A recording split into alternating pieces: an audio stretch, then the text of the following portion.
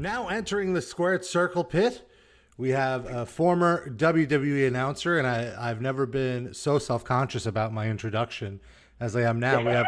We have Justin Roberts on the line. Thank you so much, Justin, for taking some time to talk to me here on the Squared Circle Pit. It was a great introduction. Thank you very much. Well, I want to say, Justin, I am off the bat. This is probably bad form as an interviewer, but I'm incredibly envious that you got to live your dream and what honestly was my dream as a teenager, which was being a WWE announcer. Specifically, I wanted to be the Fink. Howard Finkel was such a hero, and it was just so cool watching your rise and then reading your new book, which is called Best Seat in the House: Your Backstage Pass Through My WWE Journey, and your journey to get to that announcer position was very, very inspiring, and it seems like quite a crazy journey for you. Thank you. Yeah, it was, it was neat. It was something that I didn't think could ever happen, but I hoped and wanted it to happen, and tried everything I could to make sure that it happened, and eventually it happened. So it was cool. Spoiler alert! Just give away the ending. My book, but yeah, a big part of the book. I made it to WWE. Yeah, exactly. Well, I feel people following your story probably know that, but I think also it's a super inspiring story, not just for anybody who wants to work in WWE or be an announcer, but anybody who's chasing their dream and like wanting to do something that seems so out of reach. Like you were saying in the book, the position for a WWE announcer, before you started it, there was no position. It was just like the Fink and then Lillian Garcia and Tony Chimmel. And it's not like they had active recruiting. You fought hard and you worked your way up and you did everything in your power to not let that stand in your way. And you accomplished your goal just through sheer will and force. Exactly. It wasn't like, hey, we're looking for a new ring announcer. It was just, it was a position that's always been there. It's just not a position that was casting or looking for anybody. It's just, there was always somebody there, because usually somebody just kind of got pulled into it. Somebody who was in front of the company, who was at the company, they just said, hey, you're a ring announcer now. That's usually how it went. Yeah, and you even mentioned, like, in the book, I remember at one point where you were kind of asking for a raise, that WWE producer Kevin Dunn, like, even they didn't take it that seriously. They were like, you could be replaced by a diva. They wouldn't necessarily do as good a job as you, but they would get the job done. Yeah, that was how they treated the position. It was just basically, hey, anybody can do it.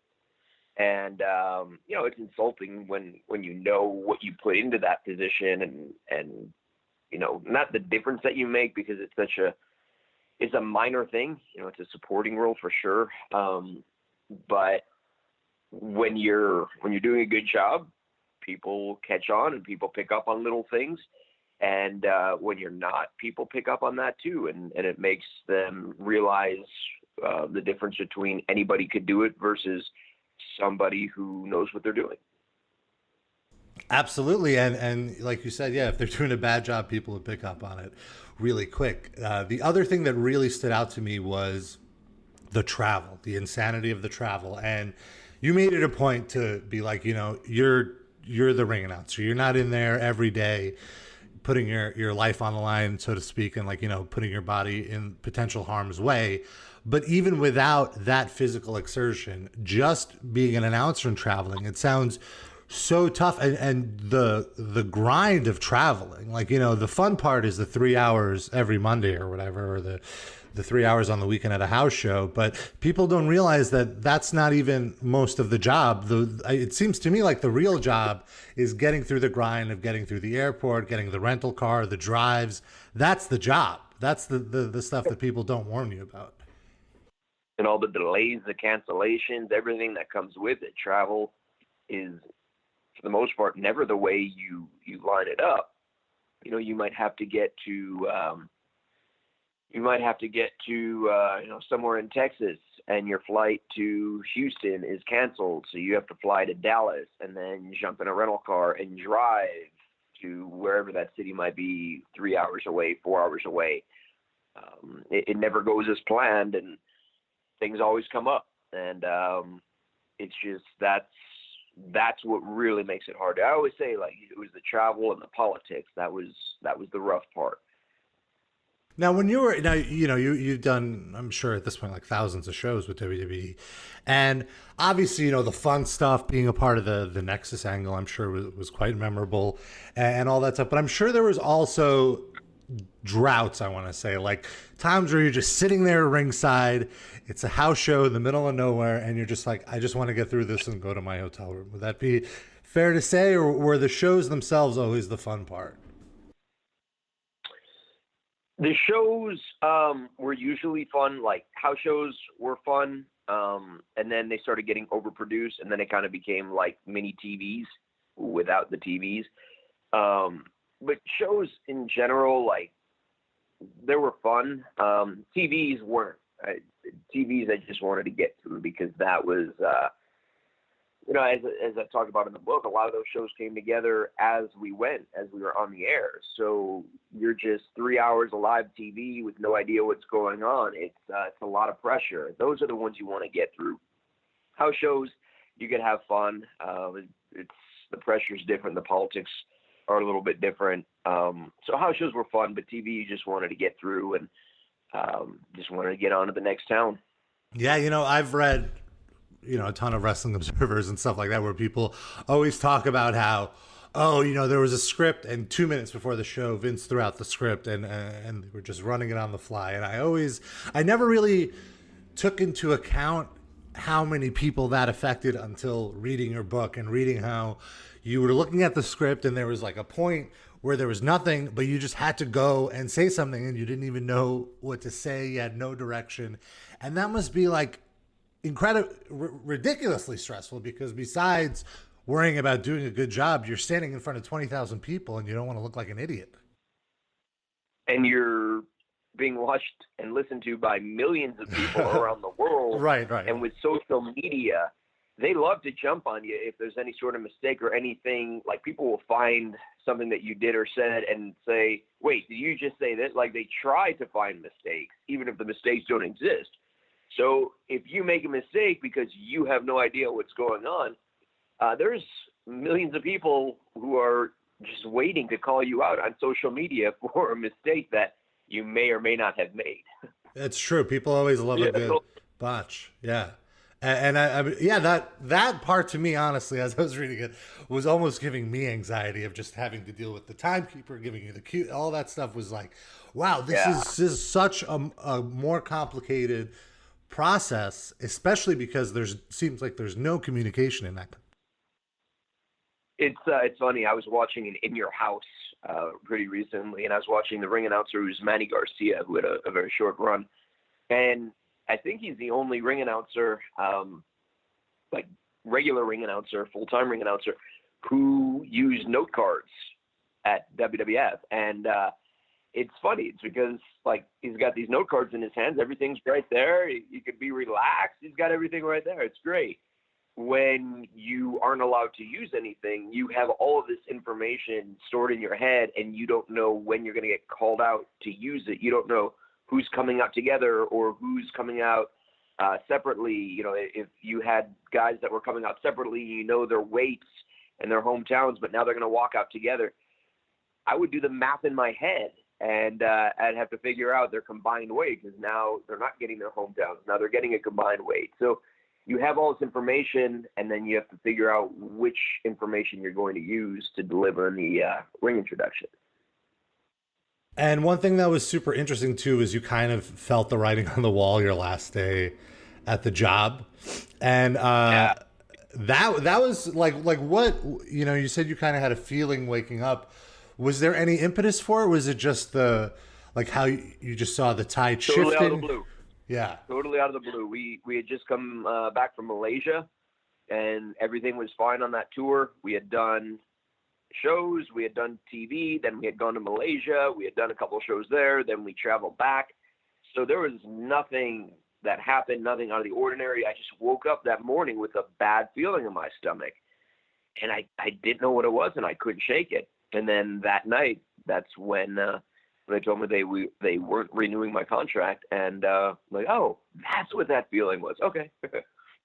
Well, and also from the sound of the way you're writing the book, you're not right. It didn't seem like you were. It seemed very honest. I don't want to make it seem like it wasn't, but it seemed like you were writing with the idea that you don't expect to be back in the WWE anytime soon. You feel like no, that? I don't. Yeah.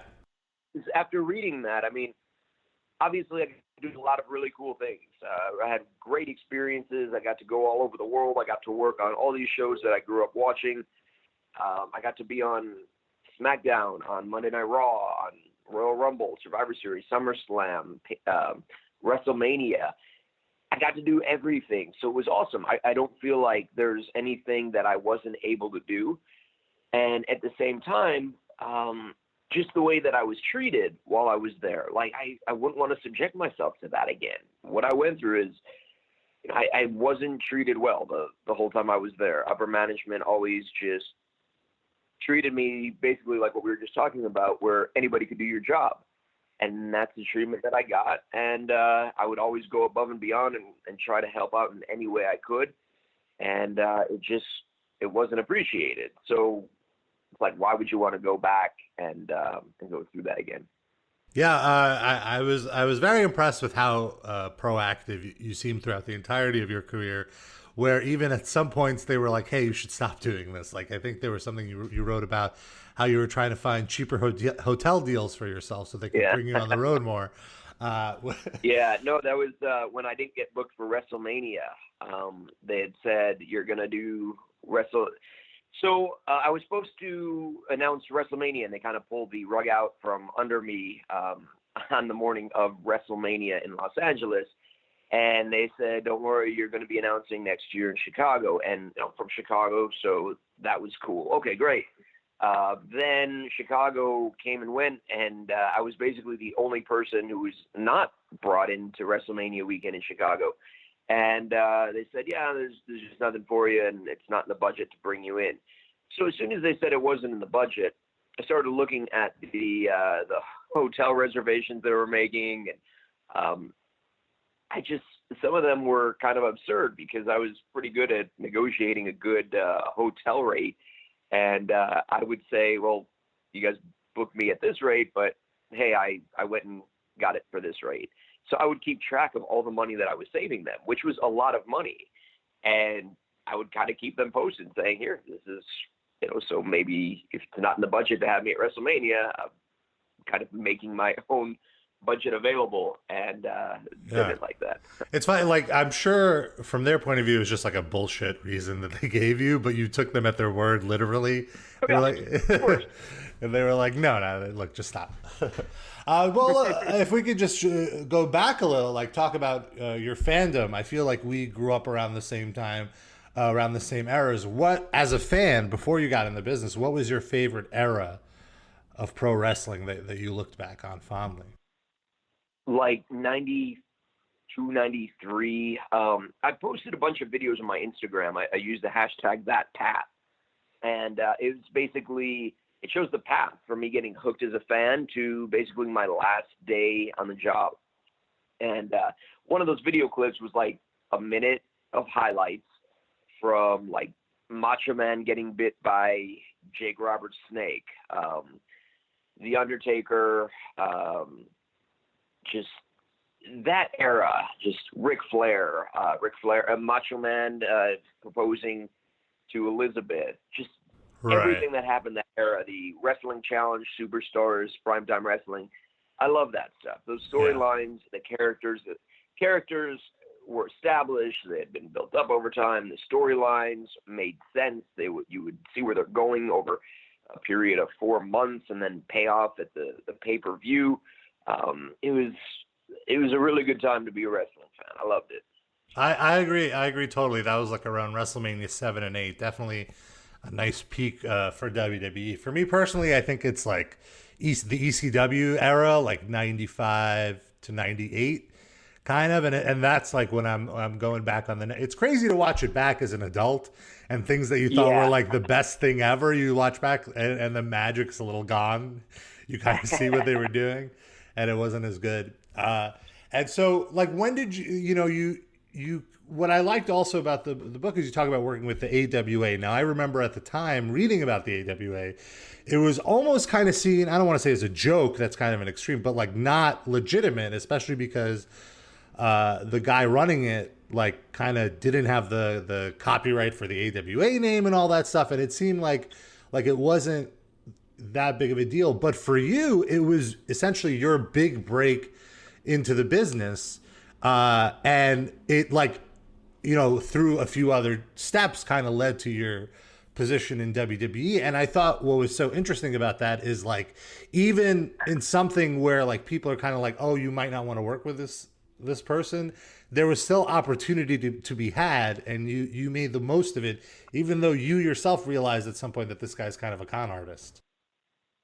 I mean, I realized early on, probably from the first show, and it was such a sketchy company, and our shows were pretty shady. You just never know.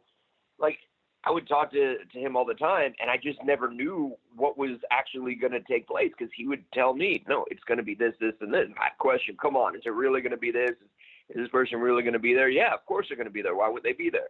And you get there, the flight got canceled, and they're not going to be able to make it, but we've got this instead. And it happened every single show. Right. And I knew what was going on, and I would always try to not talk sense into him, but just come on. No matter how good the show ends up turning out, people are still going to have that bad taste in their mouth because they came to see this guy and this guy that you advertised that you didn't book. And it was unfortunate, but at the same time, like you said, at Silver Lining, those were big shows. I was in front of 5,000 people on an independent show.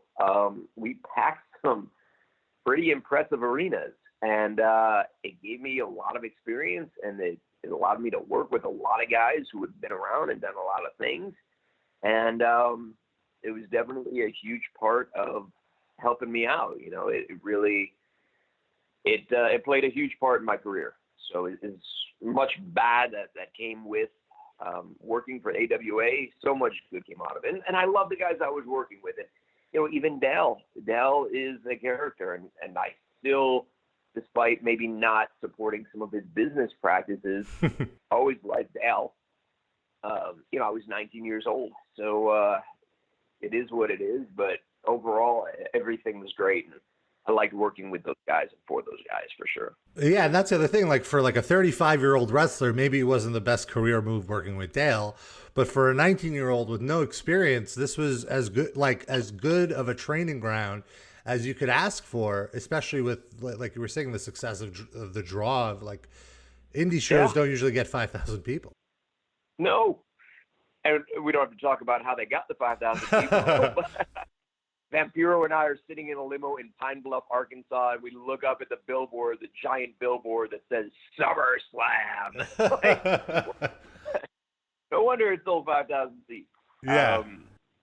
It's crazy, but it just working with like Sergeant Slaughter and General Adnan were on that show. My first pay-per-view that I watched was SummerSlam, and like, here's General Adnan and Sergeant Slaughter on this SummerSlam show with me. Like, it's awesome. Right. Yeah, no, it was a fun, vicarious trip, reading your journey and seeing just how hard you worked to get where you were. And it was interesting, there was a time where you were booking with Nav, I forget the name of the promotion that you guys had in Arizona. And Back Zone Wrestling. Yes, and that part was really fascinating to me, because every wrestling fan is a fantasy booker, and you actually got to deal with that. And what I want to know, like, if you weren't announcing, what role could you see yourself doing in a wrestling company, theoretically? Like, what is your favorite thing other than announcing? I got a hell of an education from working at WWE and picking the brains constantly of Paul Heyman, Arn Anderson, Fit Finlay, just so many incredibly talented guys. And I watched all those shows from beginning to end, just out there with the fans. So I feel like I got a hell of a wrestling education. So now I work with a company called Championship Wrestling from Arizona. Their sister company is Championship Wrestling from Hollywood. And I just work behind the scenes, and I help produce the shows, and I help the guys produce their promos, and they'll cut their promo, and I'll say, okay, because I want to see what they come up with naturally, what they come up with on their own, what they're feeling. And then I'll say, okay, what if you do this, this, this, and this? Take this into consideration. Let's give it a shot like that and see which one you like better. So just producing is something that's really fun for me. That's awesome. So it's clear that your passion for wrestling has not waned after leaving WWE, because I've talked to a few people. I talked to Arda Ocal, who was Kyle Edwards in WWE, and he says he just doesn't watch wrestling anymore. It's kind of in the past for him, but he appreciates what it was. But for you, that doesn't seem to be the case. Yeah, I mean, there's always that special place in my heart. Like wrestling is something that I've enjoyed since I was a kid, and I didn't fall out of it like most kids did. I took it to the extreme, and yeah, there's something special about pro wrestling, and it makes people happy. It puts smiles on faces. So you escape to this magical world of make believe, and there's nothing else like it. I always used to roll my eyes when Stephanie McMahon would say, "We put smiles on faces." Like, oh, that's such corporate speak. And then I went to a house show, and it was the first house show I'd went to since being like a teenager. And I absolutely got what she meant, because, you know, I always, you know, you only watch wrestling through the lens of yourself, an adult, right, in my case. But when you go to a live show, you see all the kids there, and you see them with their families, and like there's this excitement that kids have about wrestling. It just reminds me of the excitement I had before I was, you know, a jaded internet wrestling fan.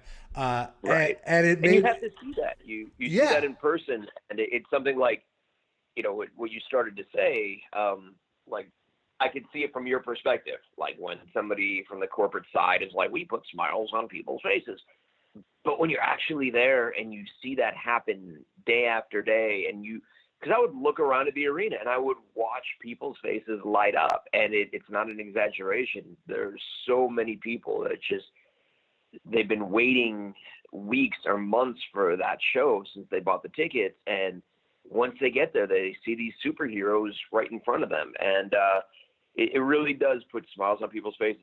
It's really a great thing. Yeah, it really it's not at all an exaggeration. And it really made me have a new appreciation for what WWE does, and kind of made me like calm down a little with my jaded self and being like, no, like the kids love it, you know? For example, with John Cena, you know, John Cena gets a lot of flack on the internet.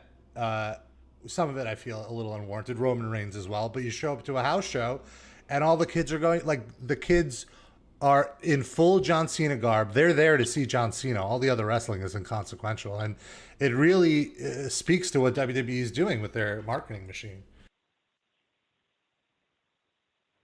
John works really hard, and the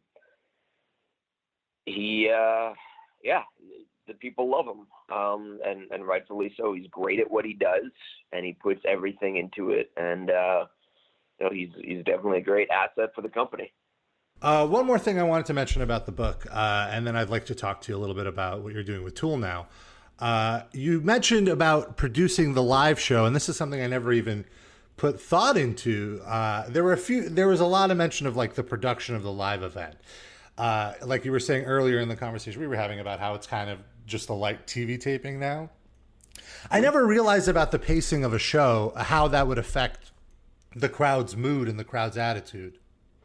And I thought about it, and like, you're right. Like the commercials just kill the crowd. They lose their adrenaline a little bit, and the pacing isn't as good. I went to a Raw a few years ago, and I vowed never ever to go to Raw again, because it is absolutely unbearable to be there live for 3.5 hours with all of those breaks. How do you think I felt every week? That's kind of what I was alluding to a little earlier, and you mentioned how like the Raws were the toughest thing to get through. I could only imagine it's just so stop and start. I remember I looked at my watch. I'm like, man, how much longer is there left? And there was still like 2 hours left in the show. It's just it's like a never ending taping. And from the sound of how, like, what it sounds like in your book, they don't seem to care. Like, they just need to get those commercials in. They need to get their bits in. Yeah, when you go to a TV, when you go to a Monday Night Raw, the focus isn't on that live audience that's come out to see the show. The focus is on the audience watching at home on TV. So the audience sitting there is like, not only do they have to watch some of the weird stuff that comes up each week, but they also have to just kind of sit there during the commercial breaks, or like somebody will come out and make their entrance, and then they just stand in the ring and the lights go off and they play a video and that guy's just standing in the ring for 3 minutes. It's strange. It's really strange. So with the house shows, your focus is on taking the audience on a psychological roller coaster and give them a good show with a start, middle, and a finish. You close the show out. There's an ending to it, whereas TV doesn't end. From week to week, they should leave you hanging for the next episode. But for a house show, it's a beginning, a middle, and an end. So there's a right way to do that. And as you read about in the book, it just wasn't getting done the right way. The guy writing the shows wasn't at the shows and not seeing the reactions. Like you talked about when I was running those shows with Nav, Impact Zone Wrestling. I was doing those. I would be on the road with Raw, and I would work like Friday, Saturday, Sunday, Monday, come home and do that on Tuesday. Well, once I got moved to the Tuesday show, I wasn't around to see those shows anymore. And I wasn't there to see the reactions that guys were getting or not getting. And if I wasn't there, it wouldn't be fair for me to book those shows not knowing what was getting over and what wasn't. So I couldn't do it anymore. And that's kind of the way I feel like the guy who was doing it there, he wasn't at the shows. He was just kind of mailing it in.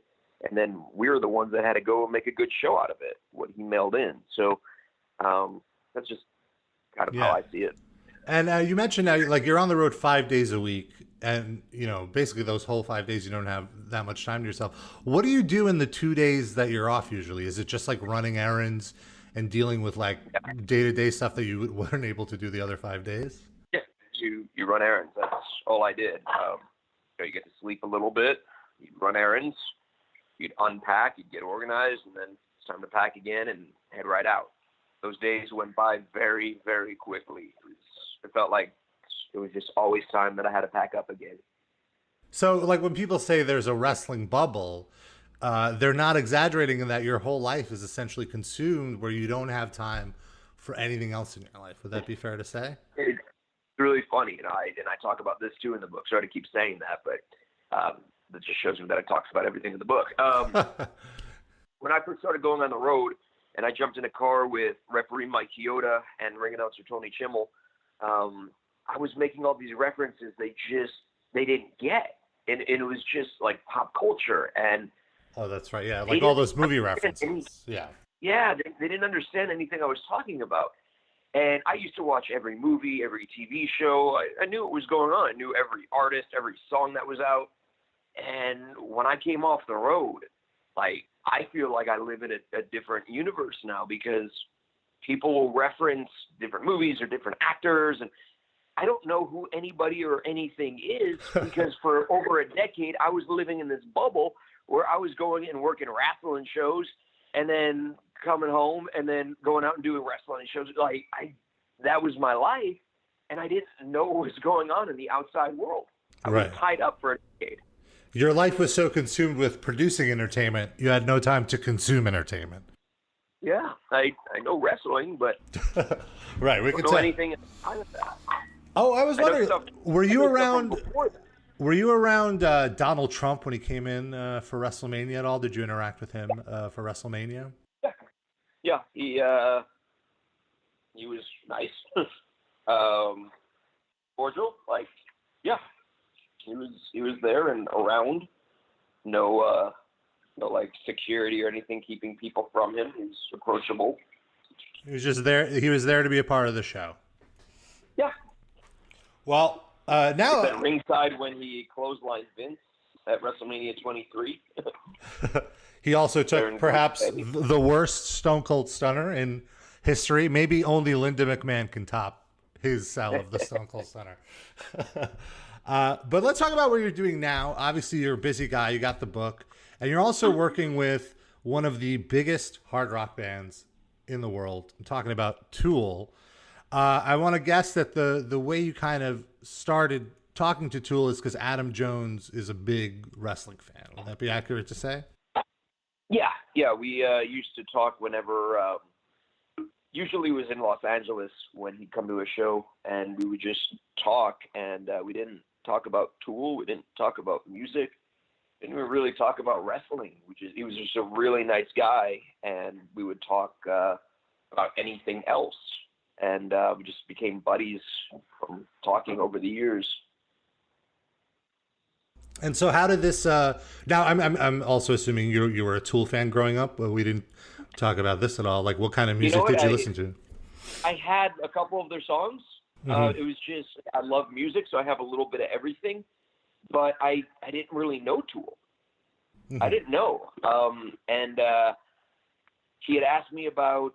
He asked me at SummerSlam when we were in LA. He goes, "Would you have any interest in introducing us?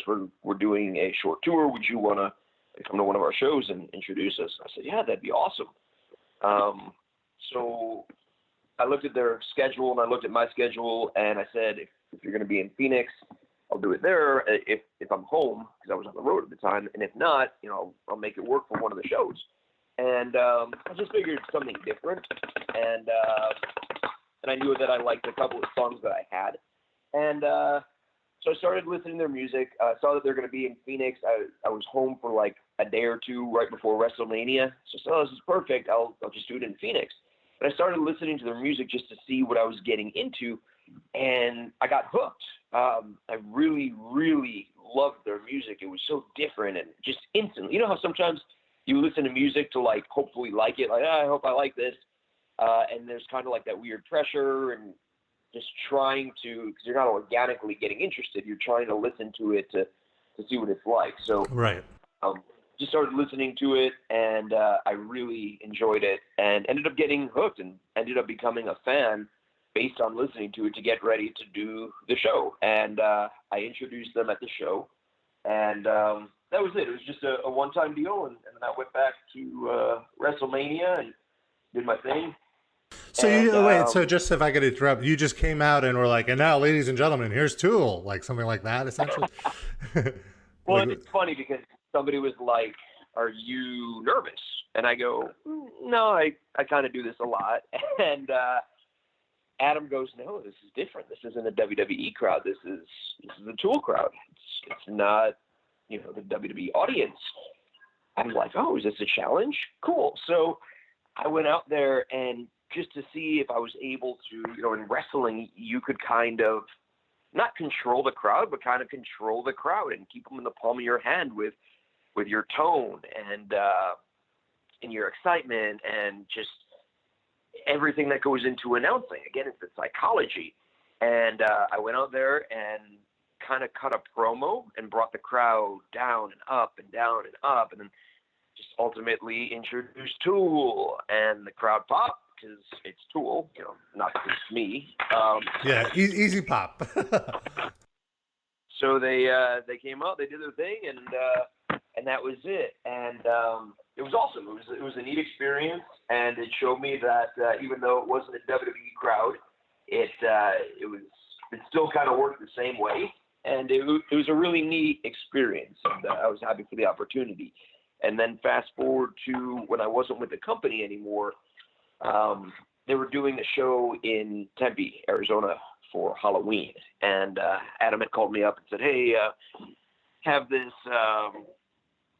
event coming up, and I think you'd be perfect to host it. And I said, yeah, sure, I'll do that. That sounds cool. So and I just, I like Adam. I like him. So it's like, if he wants me to do something, yeah, I'll do it. Adam, why not? So I did this thing in Tempe, and it was for the VIP for their show. And they just did like a special deal, and I hosted it. And afterwards, Adam came up to me and he goes, that was awesome. You have to come on tour with us. And that was it. It wasn't like, do you want to come on tour? It was, he said I have to. So, okay, cool. And obviously I wanted to. it was fun, and I figured, cool, I'll go on a tour and do this again, and it was a shorter tour, and I'm had a really guessing good time. I'm guessing the accommodations at a Tool tour are much more relaxing than a WWE run. You know what? It's a great experience. The whole thing is great, and the idea of after a long day not having to stay awake at the wheel of your rental car just makes all the difference in the world. At the end of the night, you get on the bus, go to sleep, you wake up, and you're in the next town at the next arena. So it's a lot easier in that sense. And the band's great. Everybody on the crew is great. The whole production is fun. And doing these VIP events is just it's a cool experience because you're hanging out with super fans. These are people who are big fans who obviously want to go and take part in this special experience. And it's really neat because you talk about putting smiles on people's faces. This is a fun event. So if you're in any of the towns where Tool will be and you see that there's a VIP option, highly recommend going because it's a neat experience. And you get like the best seats for the show as well. I would say you'd have to be a mega fan to see this because I saw that the price tag for this VIP thing is like $500, and at first I was like, "Well, who the hell would do that?" You know, like that's a lot of money. But yeah. Well, the thing is, like, if it was cheaper, then everybody would do it. Then it wouldn't be VIP. And at the same time, like I said, you get those like it's like the first 3 rows, depending where we're at, but it's like the first 3 rows. So you go on StubHub or wherever to buy tickets. Shows sell out immediately anyway. And if you want the good seats, it'll be expensive. So at least this way, you're paying. It's not even a lot. I mean, there are a lot of VIP packages out there that are a lot more expensive, like thousands of dollars, and you don't even get to see the artist. You don't there's nothing. You get like a program. So I think it's a hell of a deal. But yeah, I didn't realize it came with the seats. That certainly changes the perspective completely. Yep. That's cool. So did you get any hang time with Tool? Have you like chilled with Adam on the tour or some of the other guys like Maynard or Danny or Justin? Yeah. We're all on the tour together. It's just very similar to like the wrestling tours. You're all on the same road in the same arenas. So it's been cool. It's a really good group of guys. It's funny going to these arenas that you've gone to for years with WWE, and it's like everybody like the same arenas, but all different faces backstage.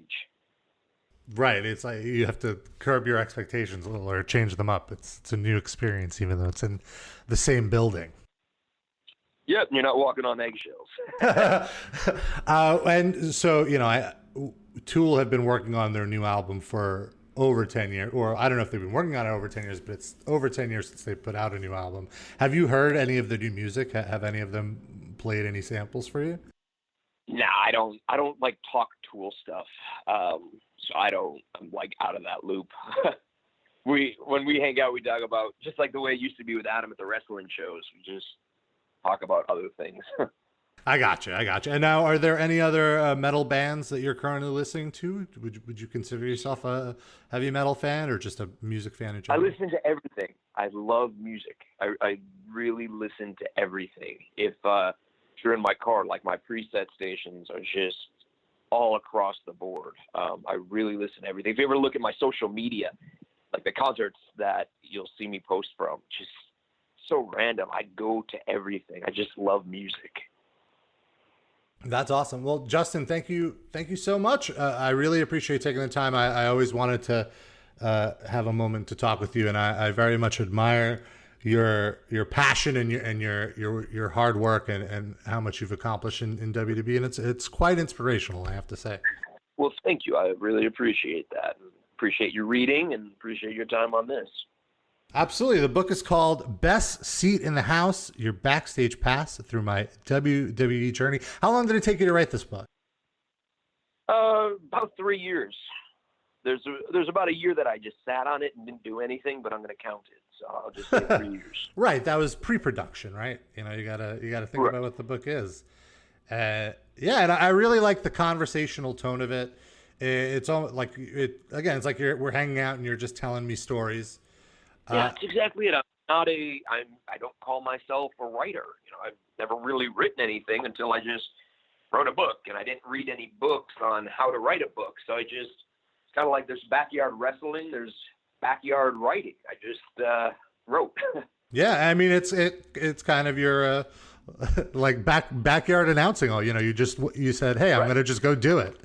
Yeah. If you want to do something, you got to go do. You got to put in those 10,000 hours, like Malcolm Gladwell said. You got to put in Yep. the work. Awesome, Justin. For sure. Well, you could follow Justin at Justin Roberts. Is that on all your social? Is on Instagram and Twitter? Is that it? Yeah, that's Instagram, Twitter, Facebook is the Justin Roberts, and then for everything book related, for links how to get the audiobook, the ebook, the hardcover book, just go to justinrobertsbook.com. And Justin is on tour all summer with Tool, doing their VIP experiences, which sound like a really fun time. You also Come get out to the VIP experience if they're still available, and also I should be doing signings in most of the towns that we're going to. So that information is all at justinrobertsbook.com as well. There you go. You can go see Justin at a book signing and show him your Fink impression. Does anyone come to you now with Justin Roberts impressions, like doing a John Cena or anything like that?